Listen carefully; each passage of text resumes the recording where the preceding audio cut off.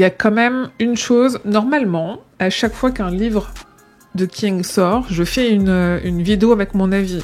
Never Flinch, je pense que je l'ai terminé. En vrai, j'ai pris des notes pour quand Oli est sorti et quand Plus Noir que Noir sont sortis les deux dans la semaine. Je pense que j'ai lu en une semaine et que la semaine qui suivait, j'avais fait la vidéo avec l'avis. Là, je vais vous dire, Never Flinch, j'ai lu 7 autres livres depuis, donc ça fait un moment. Je l'ai terminé le 5 juin. Et ben, je l'ai terminé il y a un mois. Et c'est un peu dans ma to-do depuis le début de faire l'avis sur Never Flinch et je manque de temps et je manque aussi un petit peu d'envie de la faire. Je pense que quelqu'un a kidnappé King pour qu'il continue à écrire sur Oli. Oui, je suis d'accord. Salut, Gersuel. Danito. On rappelle que Never Flinch, la traduction en français, c'est ne pas flancher. Joli. Alors attendez, il est mon bouton, il est là. Est-ce que ça marche? C'est bon. Never Flinch. En vrai, je peux reprendre les notes que j'ai prises pour la vidéo, mais le premier souci que moi j'ai eu, alors c'est très personnel, hein, évidemment, avec ce bouquin, c'est que c'est une histoire avec Oli, et que Oli, pour moi, ça aurait dû s'arrêter à Oli, justement. En fait, à la fin de Oli, il y a un espèce de truc où il y a le téléphone qui sonne et on sous-entend « Oh là là, ça va être une nouvelle enquête pour Oli Gimlet. Est-ce qu'elle va répondre? Est-ce qu'elle va pas répondre ?» Et moi, je me suis dit « Réponds pas, arrête là.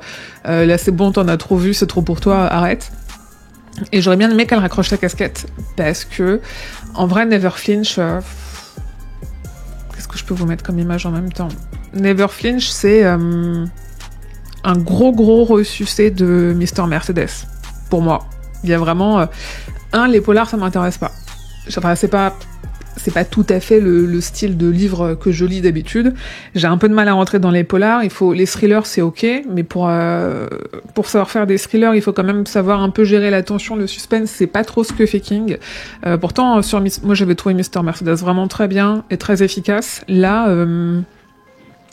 je l'ai trouvé un peu long pour rien. Oli Gimlet m'intéresse pas particulièrement. Les polars m'intéressent pas trop.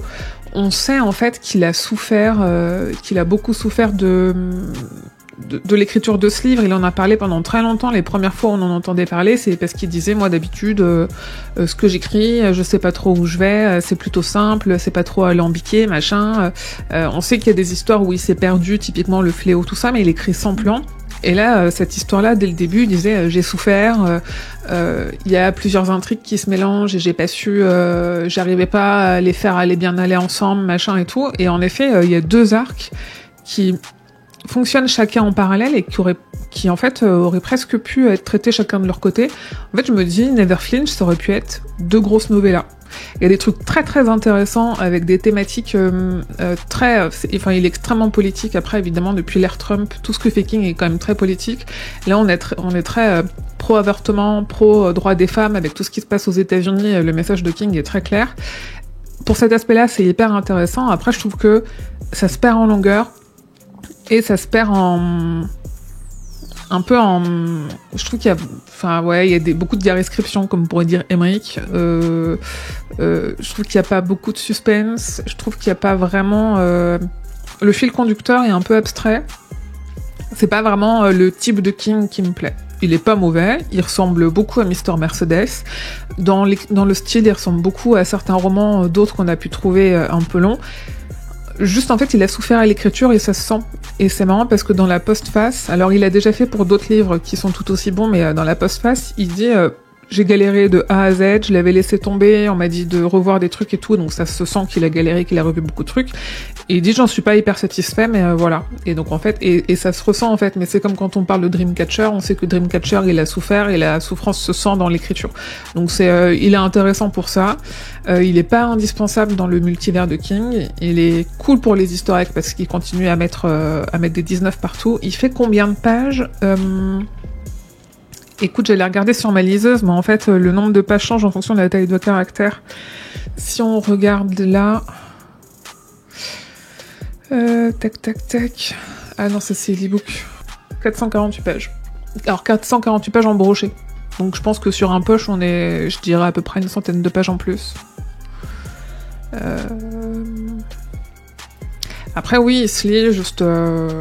Il y a des personnages super, moi j'adore le personnage de Barbara, et toute l'histoire de Barbara dans ce livre-là est très cool.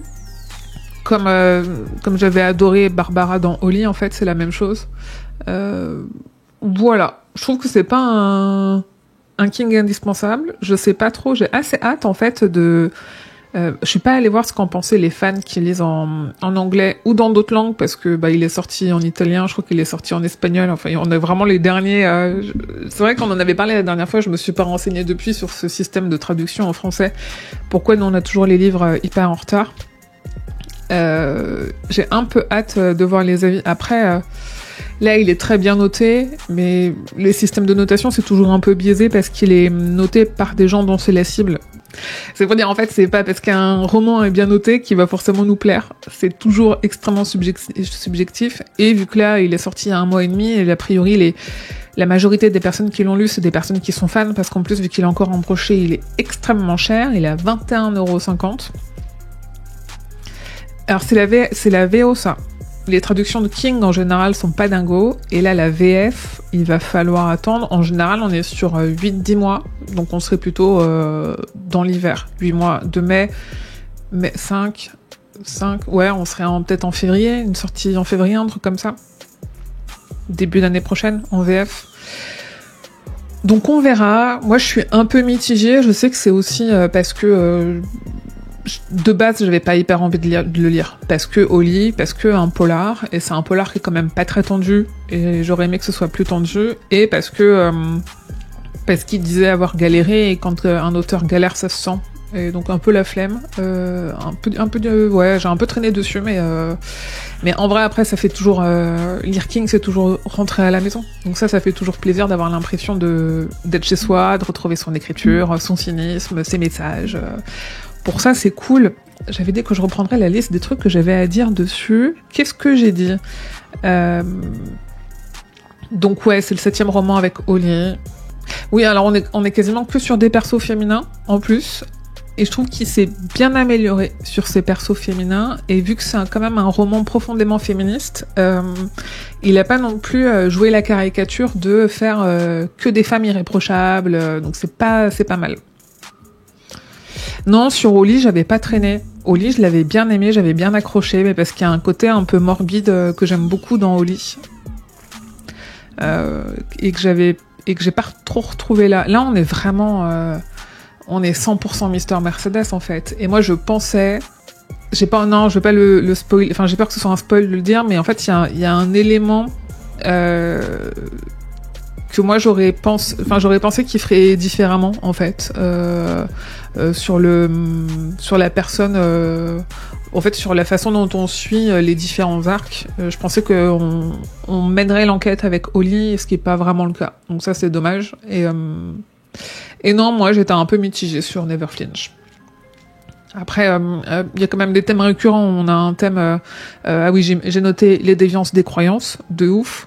Le goût du sang, un peu de Covid, beaucoup de pro-avortement, ça j'en ai parlé. On sent quand même l'impact du contexte politique aux États-Unis. Sur les thématiques que King aime bien remettre dans son œuvre aussi, il y a un gros thème sur la gémellité. Donc il a beaucoup étudié les jumeaux et les jumelles, que ce soit dans Dead Zone d'une certaine façon, dans Fenêtre ouverte d'une autre façon, dans La Tour sombre d'encore une autre façon. Là, il nous relivre des réflexions et des petites obsessions sur les jumeaux jumelles, avec encore une autre façon qui est plutôt intéressante, je trouve, et surtout très dans les sujets actuels, notamment sur la transidentité, pour ne pas trop spoiler.